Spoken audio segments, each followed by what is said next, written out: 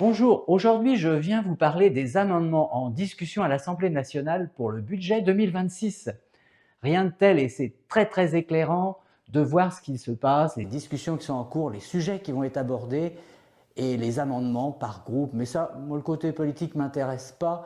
Ce que je veux savoir, c'est les idées qui circulent dans les couloirs. Et ça, c'est très important. Je vais tout de suite vous analyser les amendements qui étaient prévus dans la loi de finances 2026. Vous allez voir, il y en a qui sont très motivés, d'autres un petit peu moins. Il y en a même qui sont retirés, on les dépose, on les retire tout de suite. Enfin, je vous explique ça tout de suite. Alors, j'ai pris des notes, hein. Je n'ai pas tout mémorisé. Pour ne rien oublier, j'ai pris des notes et voilà un petit peu ce qui ressort. Donc, amendement. Il a été prévu, enfin, il était discuté de passer de 22 ans à 17 ans la durée pour exonération totale de l'impôt sur la plus-value immobilière applicable aux résidences secondaires. Ça a été rejeté. Bon, ça c'est clair. Exclure de la taxe sur les holdings patrimoniales les biens immobiliers destinés à la location résidence principale avec plafond. Ça a été rejeté. Pareil.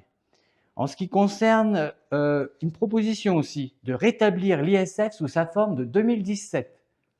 Bon, pourquoi pas? C'est peut-être moins pire parce que ça touche en tout cas tout le patrimoine et pas que l'immobilier. Mais en tout cas, c'est en cours de discussion. Non, ça a été rejeté. Taxe sur les patrimoines financiers des holdings assises sur valeur vénale de biens meubles, corporels, des biens immobiliers, etc. Baisser le taux de la réduction d'impôt prévue pour certains investissements dans les collectivités d'outre-mer, en cours de discussion. Et vous voyez, on parle de choses intéressantes quand même. Introduire une dérogation ciblée et proportionnée à la majoration de taxes d'habitation sur les résidences secondaires. La discussion. Et alors maintenant, quelque chose qui ressort très régulièrement sous différentes formes avec différents partis, c'est fusionner les deux taxes sur le logement vacant, la TCV et la THCV, pour en faire une taxe obligatoire dans les communes. Obligatoire. C'est à discuter. Majoration du taux de la taxe sur la plus-value immobilière sur les transactions élevées. Élevées à partir de 260 000 €. Rejeté. Prolongation de 2 ans de l'abattement de 85% sur la plus-value de vente de terrain à bâtir. Adopté. Bon, c'est bien. Exonérer de la taxe sur les logements vacants les militaires d'active pour cause de mobilité contrainte. À discuter. Alors ça revient aussi très régulièrement. Statut de propriétaire bailleur sur option, impôt forfaitaire de 12,8%, rejeté. Supprimer l'exonération de la première cession d'un logement par des personnes physiques non résidentes. Ah, ça on voit à peu près d'où ça vient.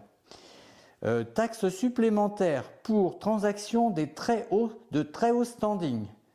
Très haut standing, la barre, vous la mettez à quel niveau? 15 000 € par mètre carré. C'est du très haut standing. Faut savoir. Hein. Après, tac. Amendement pour exclure les biens en location de longue durée de l'assiette de l'IFI. Ah, et alors, rejeté. Exclure de l'IFI les biens immeubles ou droits sur biens loués à tiers personnes. Rejeté. Augmenter le plafond de déficit foncier sur revenu global de 10 700 à 40 000. À discuter. Augmenter l'abattement forfaitaire de 30 à 50% pour les logements nus. Ça aussi, c'est une idée intéressante, mais c'est à discuter. Statut de l'investisseur immobilier, vous voyez, ça revient en contrepartie d'un engagement de location. À discuter. Crédit d'impôt, 25% pour la réhabilitation de logements vacants. Alors celui-là, il a été mis, et puis ils l'ont retiré, hein, pas trop convaincu, on le met pas, enfin voilà. Fusion, renforcement de la fiscalité contre la vacance sous occupation. Ils vont vers une THLV unifiée, mais ça va sortir, c'est sûr. Un truc aussi un peu marginal, ouvrir le PTZ aux acquéreurs successifs d'un bail réel solidaire. Alors je vous regarde tous là, bail réel solidaire, vous savez ce que c'est? Je pense pas, hein. Moi non plus d'ailleurs, je savais pas. En fait, c'est un bail qui est concédé par un office d'HLM à un particulier pour devenir propriétaire non pas de la totalité de la propriété, mais uniquement de la construction, avec un bail de 99 ans.